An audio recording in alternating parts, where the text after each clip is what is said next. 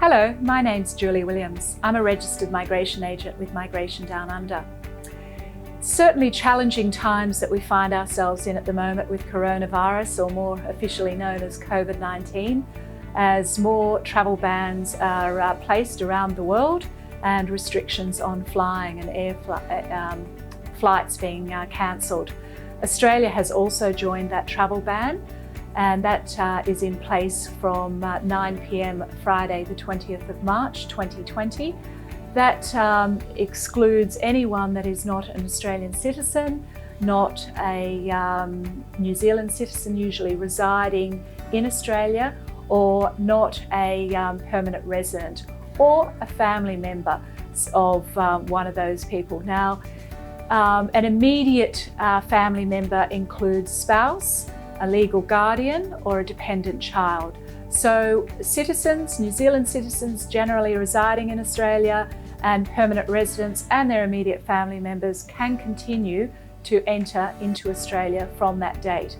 But be aware that as more and more flights are cancelled and more airports are being closed, it is going to be become a lot more difficult to re-enter Australia. So please don't get too concerned in regards to if you're on a temporary visa but you're a member of that family unit of an Australian citizen. The other thing to be aware of when you do re-enter Australia, irrespective of whether you're a citizen or a permanent resident or a temporary resident, you will need to go into a mandatory 14-day self-isolation. That does mean that you won't be able to leave your home for that period, and there is a legal requirement to sign off a form when you do arrive into the airport. So just be aware of that. Now, these restrictions are in place for the foreseeable future because it's so unknown and so unprecedented what we're facing. We don't know what's going to come next, so we will continue to update you with this. The other thing is for students that are currently here in Australia on student visas, there has been a relaxation of your working hours, whereby you can work beyond the 40 hours a fortnight if you are helping out supermarkets such as Coles and Woolworths, replenishing their shelves and stacking their shelves due to the surge of shoppers going into a bit of a panic buy over the last week. The other news that is relevant to what's happening at the moment is those applicants that have been requested to do a medical examination as part of meeting your criteria of your visa. There has been a hold on all visa medicals with Bupa Visa Medical Australia. Also, I believe offshore panel physicians are taking the same stance, where they have stopped doing medicals for visa purposes.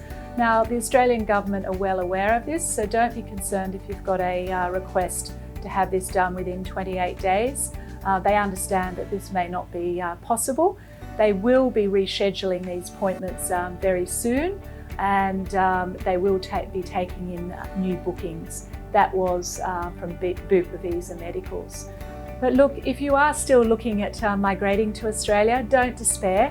I'm sure this is not going to be forever, and there will be a resolution. It just may take a little bit longer than everyone has planned, but it certainly Australia are taking measures like the rest of the world so we can combat the virus, and then hopefully in another few months' time it will be business as usual once again.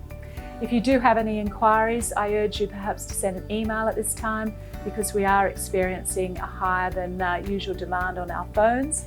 So send us an email, info@migratondownunder.com. Obviously, if it's urgent, do get us in contact with us through the phone number.